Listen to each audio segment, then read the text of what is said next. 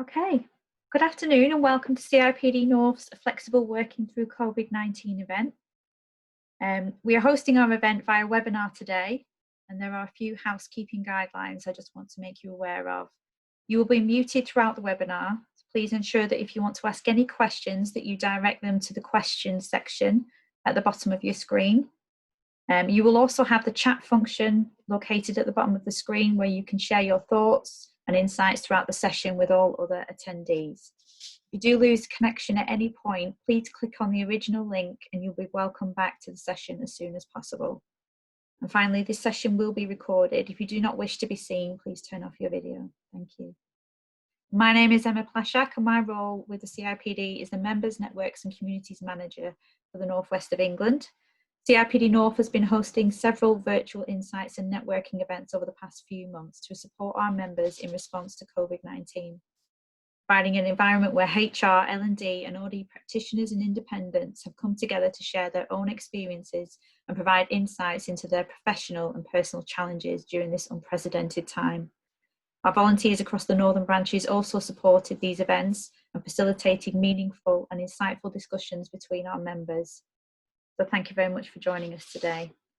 In our session, we are focusing on flexible working, and I'm delighted to welcome Claire McCartney, who is the CIPD Senior Public Policy Advisor for Resourcing and Inclusion.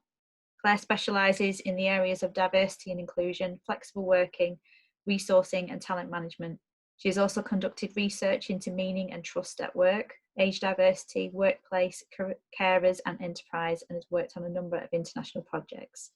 I'm also delighted to welcome Jen Dale, HR professional, lecturer, author, and one of our regional Flexsperts, as we call them.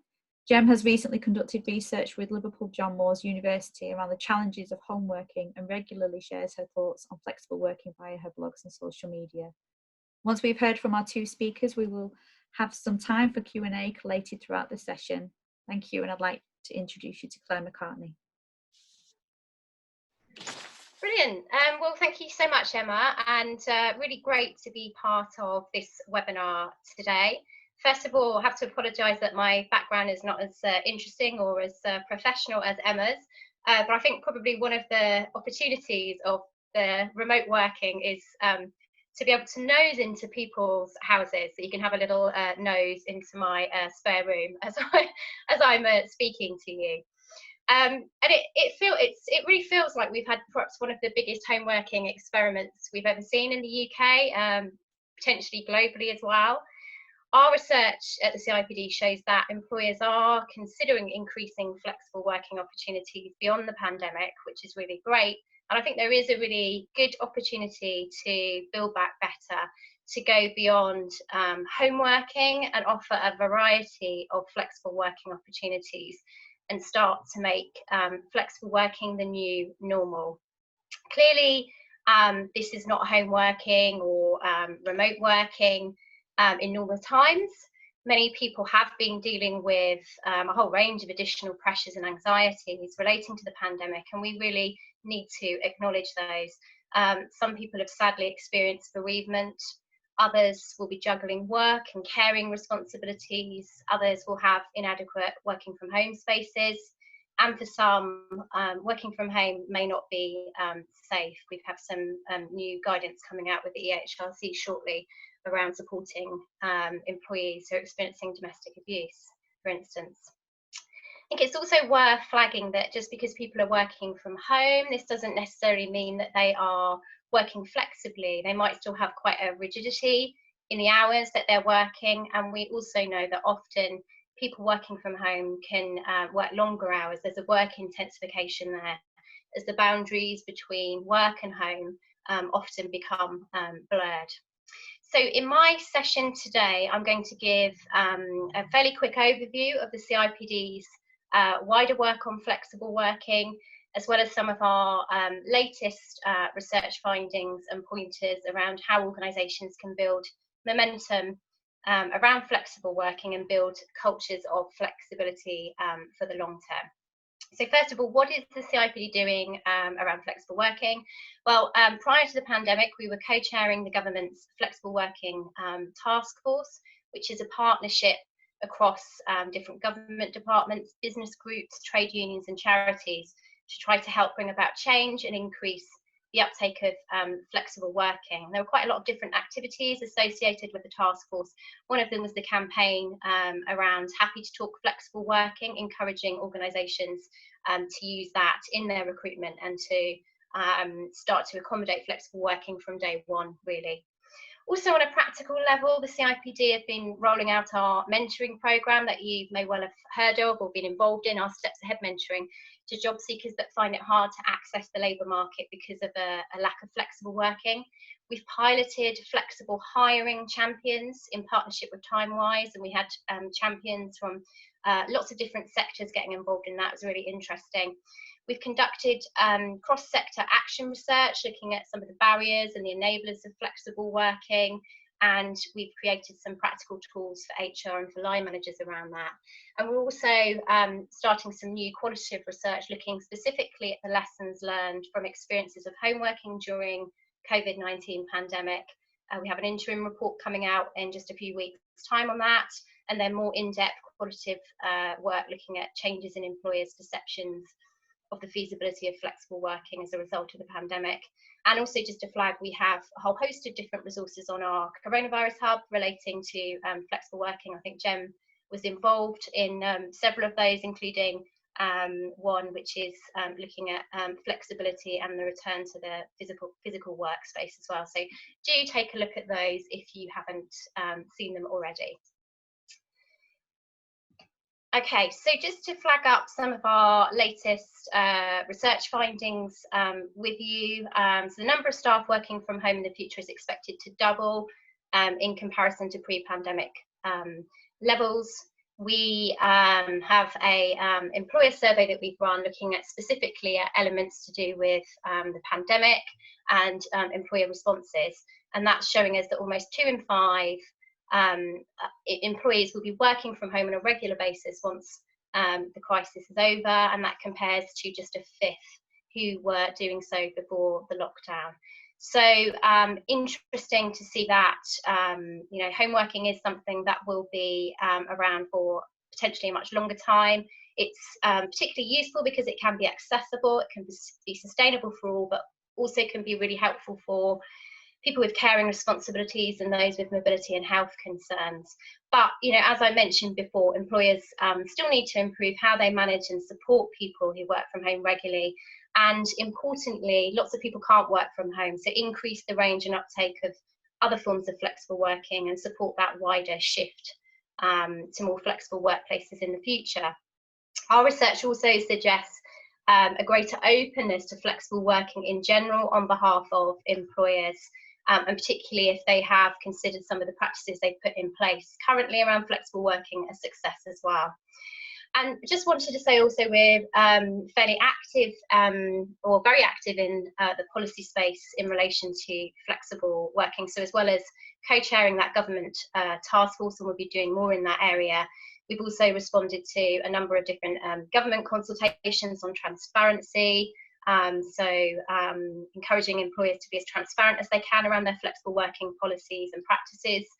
And we're also calling on the government to make the right to request flexible working a day one right for all employees. And also we'd like to see the strengthening of the business reasons, so it's much more difficult to reject requests as well.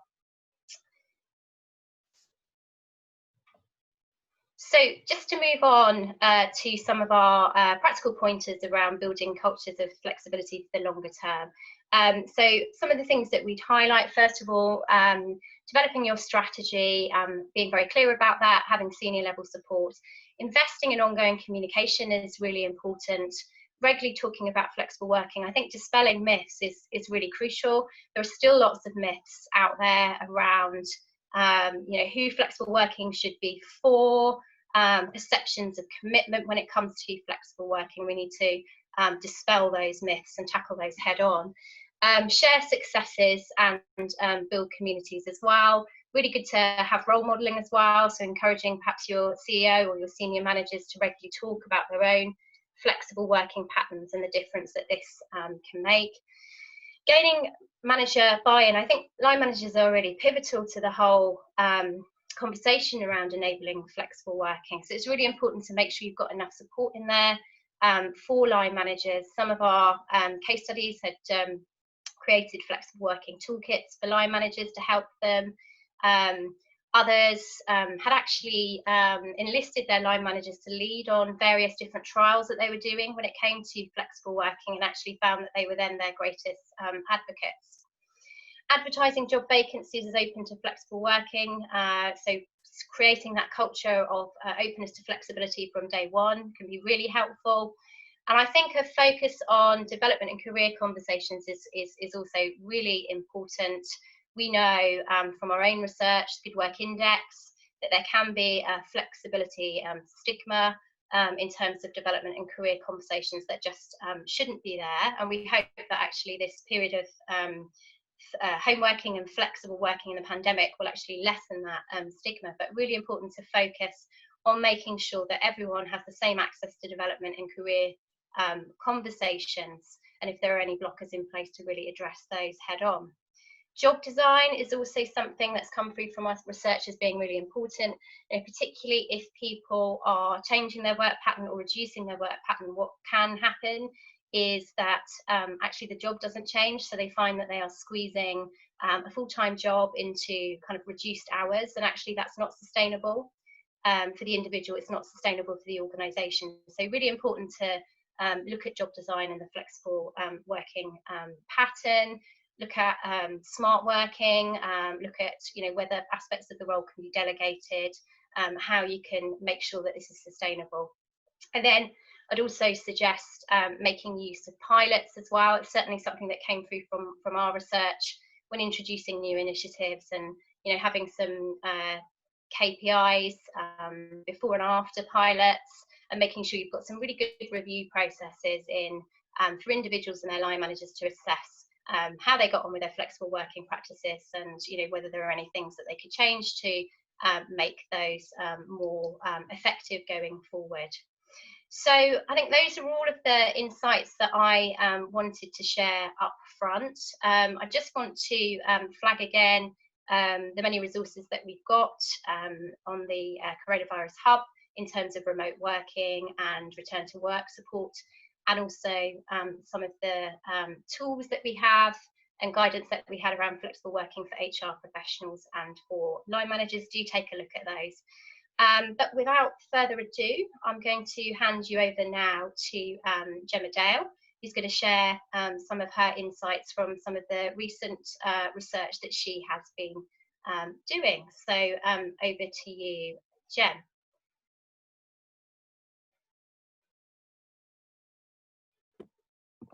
Thank you, Claire. Just bear with me, everybody, while I share my screen, if someone can just give me the permissions. I'm Gem. You'll find me on Twitter as @HR_Gem if you want to follow me. I normally tell a joke at this point when I'm encouraging people to follow me on Twitter, and say I spend a lot of time complaining about my commute on the train, but actually I don't do that anymore, because like most people I'm doing the 1 minute commute straight to my desk. So hopefully now you can see my screen. I'm going to possibly touch on a few of the areas that Claire has already mentioned as well. So let's have a look at where we are today. Claire mentioned this, we are having this sort of big flexible working experiment. Or are we? Because I think actually we need to be really clear that home working and flexible working are not the same thing.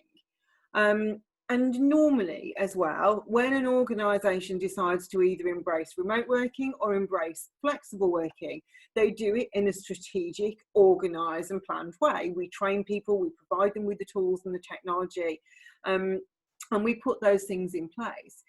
Actually, for most of us, I know it's certainly my experience, my employer sort of, sent an email on the Sunday saying, you can come in tomorrow, but that's it. And I came home on the train with everything that I could carry. And that's not how we move to remote working. What we're seeing now is we are seeing people work remotely, work from home, or certainly a large percentage of the workforce. I think the Office of National Statistics said by about the end of April, 48% of the UK workforce was working from home. So we're seeing people working from home. We're also seeing people having a degree of schedule flexibility. But that has been driven by the fact that lots of people are combining work with homeschooling, with childcare, and so on. So again, we are working from home, but we're not working from home in a normal way, and certainly not in an optimal way. Because working from home doesn't normally mean working in a crisis, working without preparation, having children at home, other care responsibilities, or frankly, just trying to work through the stress of a global pandemic. I've often worked from home, but I haven't also been working from home wondering where I'm getting the next few rolls of toilet paper. So, you know, we have to sort of also recognise that this has not been a normal situation. The concept of flexible working has been researched significantly. I'm not going to sit here and quote to you lots and lots of research, but if anybody's really interested in it, I've got a stack of academic papers about as high as my desk. So I'm more than willing to share any of the data with anybody, and feel free to drop me a message on LinkedIn or drop me a message via Twitter. But we know there are many benefits of flexible working. So for a start off, inclusion. It opens up the labour market. You know, not everybody can work the default model of work, Monday to Friday, 9 till 5-ish, 8 hours in an office environment. Some people can't because they have disabilities. Some people can't because they are a carer. Some people choose not to. And we also know that the lack of quality flexible work, and part-time work in particular, is a key cause of the gender pay gap. Sustainability. We know the carbon footprint of commuting to work 5 days a week.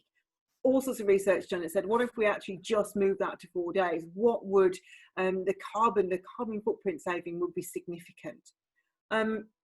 Talent acquisition, acquiring staff, and I'm just going to skip ahead on a slide if I may, because I saw this on Twitter yesterday and I quickly added it into the slide deck, because actually what we know is people have experienced in the last 5 months something that they didn't really know was possible, that they didn't know that they were potentially missing, which is the ability to work effectively without going into an office environment.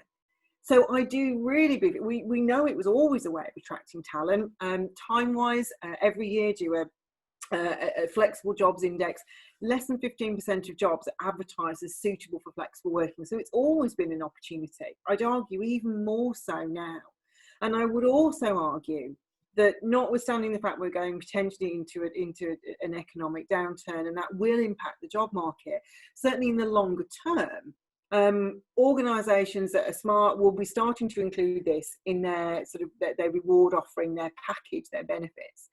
And I do believe that people who want to retain the element of flexibility will start to think about it and think about moving if they can't get that from the organisation that they currently work for.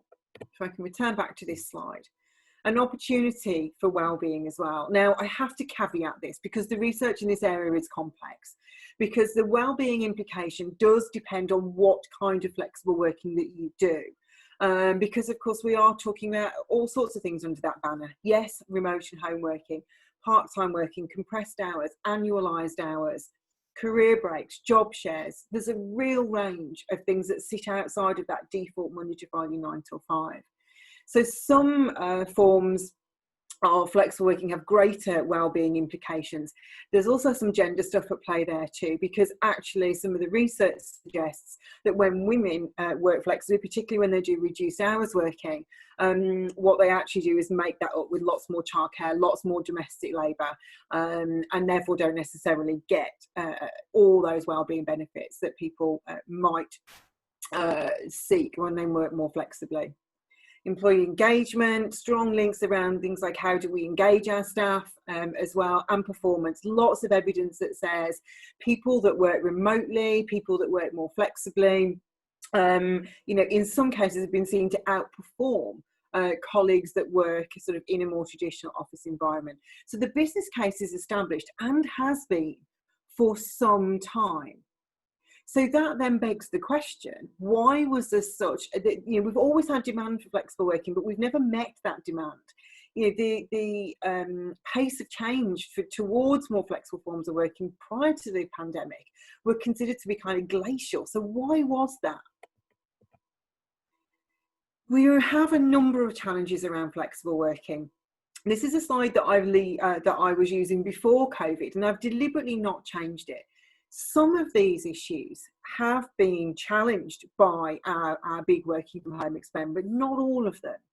So culture was really important. Do you have a really strong face-to-face culture, a really strong culture of valuing presence? Because if you have flexible working, it's much more difficult to get off the ground. In the past, I always said tech was a really big barrier. People, you know, it's not that the technology wasn't there, because actually lots of the technology that we're all using to work from home now, some of it is free, lots of it is in the cloud. It's been sat or used on our corporate desktops. It was more a question of people's willingness to be able to use it, or their ability to be able to use it. I think it'd be really easy to assume that right now we've been doing this for 5 months and we know how to. The truth is, I keep coming across people daily who are still really struggling with this stuff. And they've been getting by, but they're not in a place where they're entirely comfortable. We also know that there is plenty of bias and stigma around flexible working and the people that do it. And I'm going to come in a bit more detail to that on a future slide. Managers are a barrier. There are plenty of managers out there that don't want to manage flexible workers. They think they're going to be harder to manage. They worry about things like productivity, and they just don't trust people. You know, they think that flexible workers would skive. Now, that was always a really big deal pre the pandemic. I did a really unscientific experiment recently. I sent a tweet out, and I said to my HR network, before the pandemic, lots of managers would say, you know, if people aren't working from home, if I can't see them work, how will I know what they're doing? And I actually asked HR people if they'd had that as a real life issue for them, and if they'd been dealing with lots of skivers. And I think I had a couple of responses saying, yeah, we've had one or two. But largely in the context of people that were having performance issues before the pandemic. But actually most of the replies to my tweet came back and said, it's not been an issue. And if anything, lots of them were saying, we're having to tell people to sort of take some breaks and take their annual leave. So that kind of one has been dismantled a little bit. There's also a framing issue. My question to those of you listening today is, where is your flexible working policy? Is it in a family-friendly suite on your intranet? Because we often believe that that flexible working is for parents or is for mums. But actually the evidence suggests that the desire to work flexibly cuts across all age groups, all employee types. So that is absolutely a myth, but it still exists. And I do think that's the problem. I will say as well, sometimes I'll be critical of my own profession here. Sometimes HR can be a barrier. Maybe they don't believe in flexible working themselves, or maybe they've spent a lot of time working with managers who are managing performance reviews and they're worried about it too. Or maybe they also don't know how to use the tech and can't see how it would also work. Again, maybe that one has been a little bit more opened up now. But we can't just say that all HR people are going to be completely on board and buy the business case, because that's not necessarily going to be true. And the statutory framework provides a barrier in its own right as well. For example, one of the things which I'm sure you all know is you have to, unless your policy says otherwise, wait 26 weeks to make an application for flexible working. So what happens? Well, that might mean that people simply never apply for your jobs because they look at them and think, well, I only want to work 4 days, or I desperately need a day from home. I've got that with my current employer. So it's a barrier to talent. It's a barrier to people asking. I'd always argue, you know, that most people are best served having a conversation about whether flex is or isn't on the table at the point of recruitment, and not at 26 weeks, because actually if the answer's no, you might just lose that talent you spent the last 6 months training. Now, there is a concept known as the ideal worker, and I've chosen that image for a reason. The ideal worker is somebody that works hard, they're probably the kind of person that puts the hours in. People think they're always at their desk. They're, you know, a great egg. They're a team player. Those people are often full-time. You know, when we think about recruiting, we often think about we need a full-timer, somebody that's present in the office. They're somebody that is engaged. They love their work. They probably don't have loads of external commitments. They're certainly not off sick a lot, and they probably also don't get phone calls from nursery saying your child's been sick and can you come and pick them up.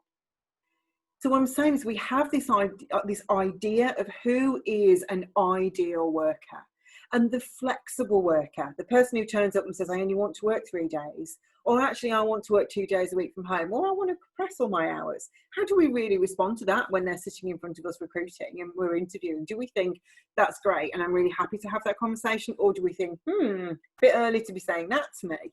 You know, so we have this idea, this ideal worker idea, and as I say, the flexible worker is a challenge to that narrative. So this is where some of the stuff comes in around stereotypes. We've looked at a couple of these. It's for mums, it's for parents, it's for people coming back off on mat leave. Flexible workers aren't as committed. They create work from others, for others, and they're harder to manage. Those aren't my assumptions. That's come from academic research. Some research suggested that around a third of people believe that flexible workers aren't as committed to their jobs or to their organisations. Similar number believe that flexible workers create more work for other people. I'd strongly argue that there's no evidence to support any of those assumptions. There's also this belief that flexible workers will skive. You know, they'll spend their time at home watching Homes Under the Hammer, etc. What I would say at this point is, though, don't ever ring me at 10 a.m. Between Monday and Friday, because that definitely is when I watch Homes Under the Hammer. But we have all of these perceptions. Very little evidence to suggest any of them are true, but they persist all the same, and they create barriers of their own. And although I saw Claire's stats earlier about what people want to do and the expectations of who will and won't go back to work after the pandemic, but what about the micromanager? Because we know this is a problem in our organisations. We know that presenteeism as well is very often how people's performance and contribution is assessed. So do we really think in 5 months that these micromanagers have gone away, that these people who value people by the fact that they come in early and they stay late, do we really think that that has changed? Because if before the pandemic you didn't approve of flexible working, you didn't ever allow people to do it, if you've gone home and you feel forced into this time, you've not enjoyed working from home, you found it difficult because you couldn't use the tech, or you found it harder to manage or engage with your people, do we really believe that manager has had a complete quantum leap and a shift? Or are they just going to go back to the workplace and double down and start turning down those requests? We've got two possible futures here, or maybe something in the middle. I'm not sure if that it's going to be some time, I think, before we're in that picture with a room full of people all sitting very, very close together. But that's one future. We all go back to the workplace. The gravitational pull of the familiar default working model is just too strong. Or we completely embrace this home working, utterly remote, schedule-free situation, or some kind of blend in the middle. The truth is, we don't know yet. One argument is the longer we stay at home, the longer this becomes embedded, the more likely it is that we will retain at least some aspect of it. Claire mentioned that the research we did at Liverpool John Moores University into the benefits that people had experienced at working from home. Now, the most interesting thing really from this research is we also asked people what the worst bits of it was, the most difficult things. And most people were able to identify, of course they did in these circumstances, really challenging problems. Things that they'd experienced: poor mental health, frustration, isolation, the homeschooling, the complexity of the situation. However, they were equally, the same people, able to identify real benefits of working from home: reducing the commute, more time for family, more time for hobbies, chance to cook food from scratch rather than throw some frozen meal in the oven when they got home from work. People saying their well-being had improved, their financial situation improved because they were saving, you know, on train fares and parking. And then you can see what people wanted to do differently. So what you're actually looking at here is a thematic analysis. So we coded people's qualitative responses. So basically, the bigger the box, the more people have said it. What we believe is that people have really used this time to reflect quite deeply about their lives, about what's important to them, about what has meaning. We believe people, or some people, have gone through essentially a crucial life experience, and crucial life experiences change people's intrinsic motivations. One of the really key things for me, though, as a HR professional from this research was, as a practitioner, my experience of handling flexible working requests is that people ask for one day a week, or maybe if they didn't think they could get that through, one day a fortnight. What people said to us is, not only did they want to work from home, they want a proper blend. They want 2 or 3 days at home and a couple of days in the office. They want to go in the office for the collaboration, the communication, the contact, the social relationships. They want to do their work at home. And I think that's a critical difference for me, for HR practitioners to think about, is that blended model. What most organisations do is sit somewhere on this spectrum. On one side, you know, you can make a formal flexible working request through a policy, and you can have that rigidity and that structure and that process that might be necessary for you and your context. On the other hand, are organisations that say, do you know what, you decide, you get up in the morning, you look at your diary, you talk to your colleagues, you're an adult, we empower you, we trust you to decide in that moment, where will you do your best work? And if that's the office, great. But if that's sitting at home or going to work in a co-working space or a coffee shop or meeting one of your colleagues somewhere else, then that's good too. So the question I always say to organisations, first of all, is where are you on that spectrum now? And where do you want to be? I believe there are 6 elements to a flexible working workplace. And I'm going to take these at pace because I'm conscious we're going to leave some time for Q&A. The first one is flexibility for all, not just mums, not just parents, but moving beyond those stereotypes that flexible working is for everyone. Flexibility in all its forms, not just we offer part-time or 1 day from home, but genuinely prepared to consider any form of flexible working that sits outside that default model. High trust. Flexible working cannot work if you do not have trust in your organisation and your people. If you believe that you've got to see them to manage them, you're basically enabling presenteeism. We have to move beyond that. 4, we need managers and leaders who enable others, who are open-minded, who get the benefits and the business case, and are prepared to kind of check their own biases and be flexible role models. We need a good policy. And quite often that means moving beyond the statutory framework. If you've got a policy that just states the law, you might as well not bother having one. The other thing I would say is think about how that policy is worded. The last policy I reviewed for an organisation, their list of reasons to say no was section number 2 on the first page. If that's your policy, what's your message? 6, tech. Talked about this, so I won't labour the point. It means having it and using it and not assuming, particularly in the current context, that everybody currently knows how to do it.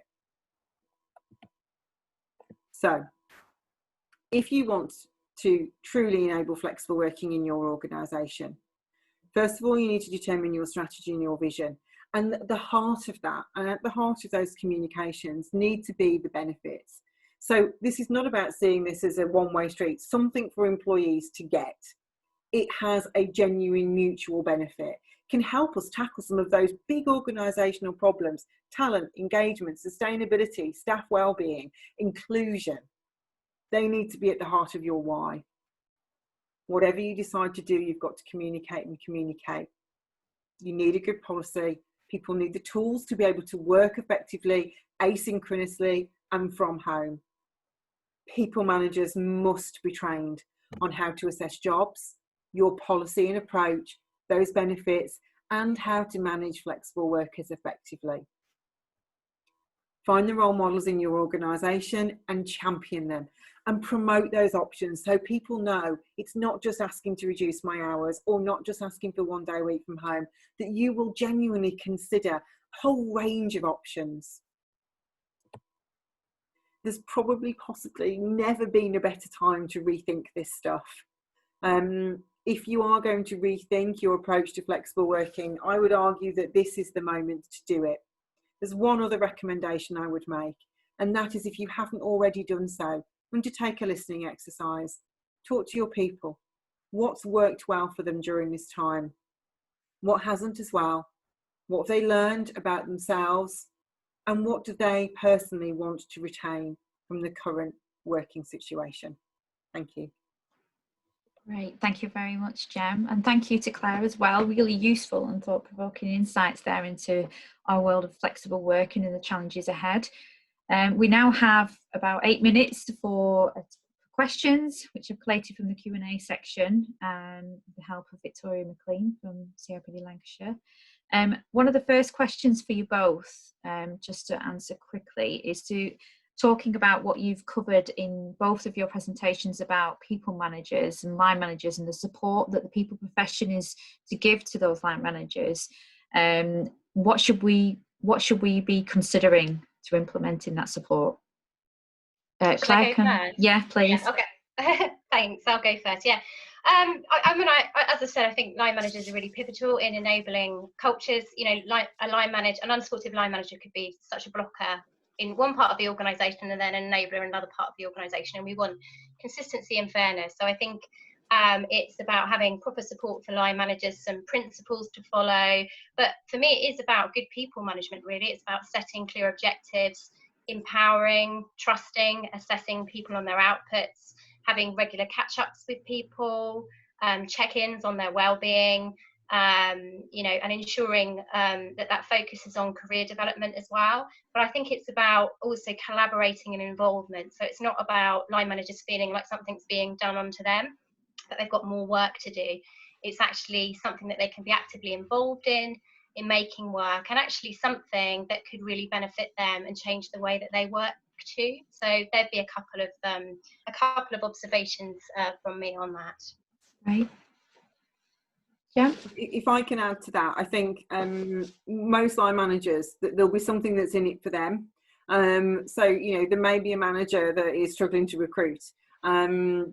There may be a manager that is having absence issues in their team. You know, there will quite often be something in that manager's kind of challenge area that flexible working can support. But I think that training is absolutely key to helping them assess a job truly for flexible working potential. Yeah, I think someone's just asked a question about the micromanagers. I think you touched upon this, didn't you? It's still an issue for many businesses. What top tip would you recommend to get their buy-in? I mean, you know, there's no easy answer to this one. There's no quick answer to it anyway. You know, as I say, we need to not assume that people will have just got it during this time. For them, it's potentially a really tough message to hear. We're thinking about not necessarily making it permanent, but we're thinking about maybe expanding it or continuing some aspects of it. I think wherever possible, you know, try and genuinely understand their concerns. So, you know, what is it they're worried about? Sometimes it's worried about losing control. Sometimes it's worrying about operational impacts and so on. So wherever you can, sort of try and meet them where they're at, allay those concerns as and where you can. But the truth is, sometimes we're just going to have to move on around those people, as tough as that is. It's not a quick win. No, absolutely. And I think there's been a comment as well as part of a question, is that they don't want to sleepwalk into a position where the workforce is seeing their roles as home-based by default. So what would you recommend employers do in this scenario? I suppose, this is perhaps more of a legal question. So I would say if they're a CIPD member, I would really strongly suggest they have a conversation and use our legal helpline. But I think, you know, in the current context, it's prudent to, you know, state that any changes are temporary and that the employee will, if applicable, return to the office based working kind of in the future. However, you know, the kind of the view of sleepwalking, actually, probably that, as Jen was saying, now is the time to be proactive. So why not take this opportunity to actually ask your employees how they would like to work? I know lots of organisations have been doing that. We've certainly been doing it at the CIPD, and get a real feel for what employees need and how you can marry that up as a business and start to do some of that scenario planning. Might be working with your facilities colleagues, you know, around how you use kind of the building differently in the future, but actually start to be much more proactive around what is the model that you'd like to adopt, and actually how can you support employees' needs, because you're going to get the most out of them. They're going to be the most motivated if you're going to kind of empower them and create a situation that works for them as well. Yeah, absolutely. I think also, there's a need to if I can, there's a need to differentiate between the next number of months until people start to, you know, it's going to be a long time, I think, before offices are at full capacity because of social distancing. Yeah. So I think what we need to do is differentiate between how are we working now until such a time that we can return to more normal, whatever the new normal is. I think we're still allowed to say that, and a longer term strategy. And I think it's important in your comms, you know, to Claire's point, to differentiate clearly between that. And if, you know, if you are saying to people, you know, this is how we're going to be working for the next, you know, X number of months or until government guidance changes, then I think that's one thing. But then be really clear about we're also thinking about the future.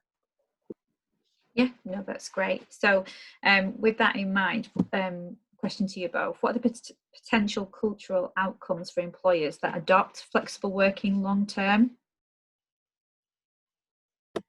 I think one of the big changes that you can achieve is moving away longer term from this idea of judging people by their presence. Yeah. You know, we do that because it's easy. We see them, and unfortunately that again gets bound up with how hard somebody is working. You can't do that when people are working remotely. You need to think more deliberately about your communications with them as a manager. You need to put more focused effort and deliberation into your meetings, your catch-ups, your dialogue, and you need to think much more carefully around objective setting and how you assess performance and people's success. So I think you know, those are things that can come naturally from this time as well. I'm not sure all organisations have thought some of that stuff through, but it's important if you know, an important cultural shift to make. Absolutely. I think just to add as well, I think, you know, this has been a really there's been an opportunity here for employers actually to get to understand the personal circumstances of their employees, perhaps in a way that they've never done before, you know, in terms of vulnerabilities in relation to the pandemic, but actually, you know, vulnerable household members, caring responsibilities, all of those sorts of things. And actually, if they can create a kind of an open culture where people can you know, be themselves in the workplace, where they're being supported with some of the kind of responsibilities that they have to juggle alongside work, then that can only be a real positive in terms of creating a supportive culture.